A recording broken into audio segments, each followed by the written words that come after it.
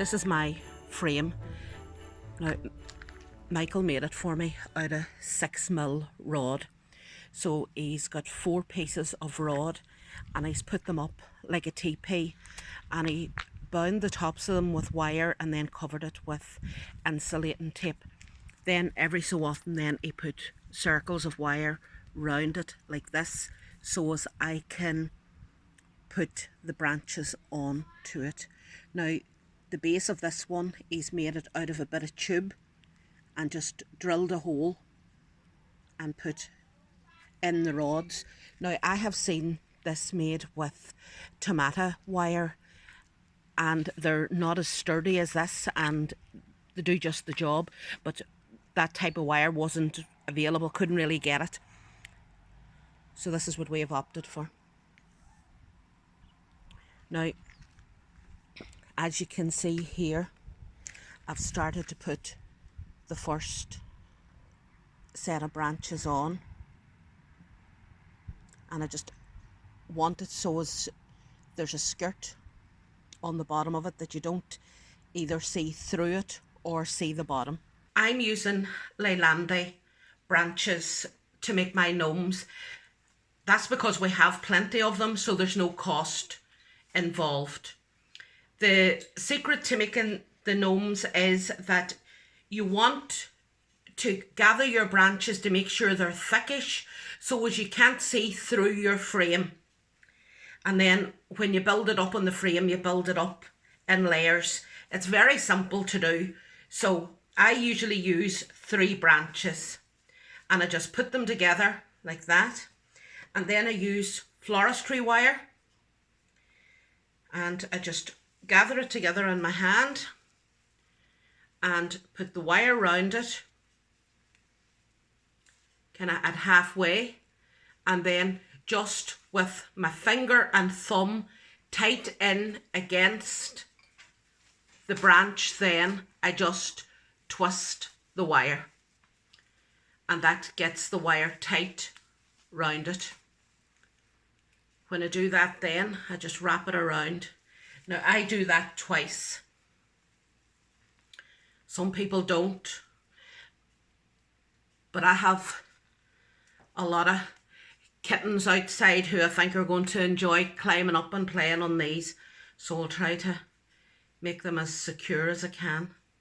I always get all my groups of branches ready before I start building it up on the frame, because it's quicker and you'll have a better idea of what you're doing.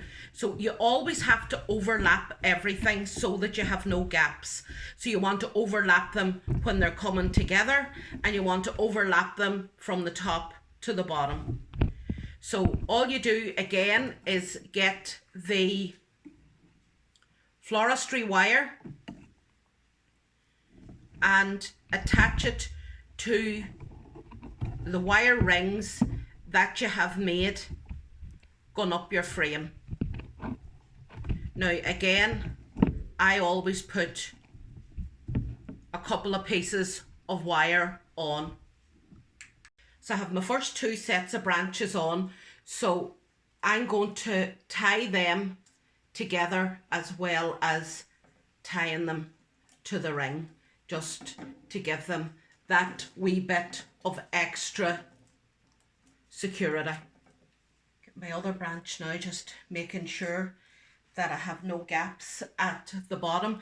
It doesn't matter so much at this level because my next branch coming down is going to cover that. This is the 3rd piece now, so as I said, you're not so much concerned about gaps at this level because your next ones coming down are going to cover it. It's the bottom that you want to make sure is full and you can't see through it. So you want to just tighten in your wire and then tighten it round the ring.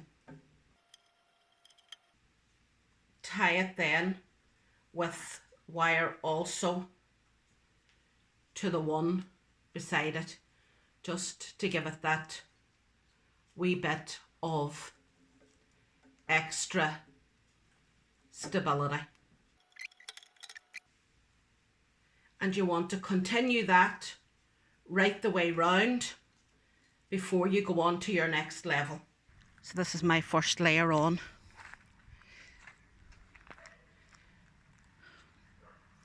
It's the heaviest layer, and that's what's going to give you the skirt of your gnome. So you'll not use as much as you're coming up. So here we have my gnome.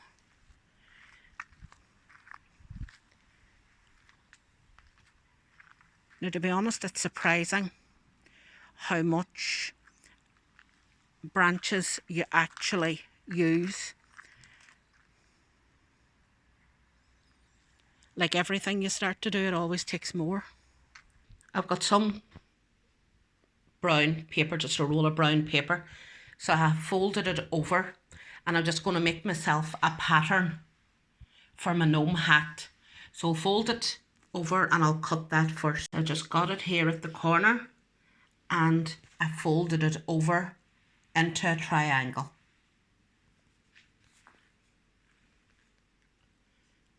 So as you can see, I've gone from the corner here and fold it down. So I'll cut up that line now. I'm just going to take the scissors now and curve the bottom edge. So that's my pattern now for my gnome hat. I've pinned my pattern onto the fold of the fabric. I'm going to use gingham. As you can see, I'm using gingham. I had gingham in the house. You can use the shop bought Santa hats. I couldn't actually get any. It's difficult to get materials here at the minute with the lockdown. I had a bit of fur left over from stockings that I made last year, so I've just trimmed the bottom edge of my hat in that. So I'm going to stitch the trim first, and then I'll stitch the two raw edges together of my hat. I have the trim sewed on, so now I'll put the two sides together, clamp them, and I'll stitch them as well. I'll take it back over now to the sewing machine and sew up the outer edge. I'm going to make some mitts as well, so I just cut a wee simple pattern out of a bit of brown paper. I've made 2 gnomes, so that means that I need 4 gloves. So I folded over my fabric to give me 8 pieces. I have the mitt now ready to be sewed. I'm going to put a fur trim on it just because I have the fur. I wouldn't have bought it specially. Again, I'm using gingham because that's what I have available. If you're using a heavier fabric like felt, you'd get away with 1 layer. But because my fabric's so flimsy, I've done 2 layers. So I'm just going to stitch them together. You can also stuff them, but I'm not going to bother with that either. I'm going to just keep them flat as they are. And again, if you don't have a sewing machine or you don't like sewing, you could glue them together with a hot glue gun or fabric glue.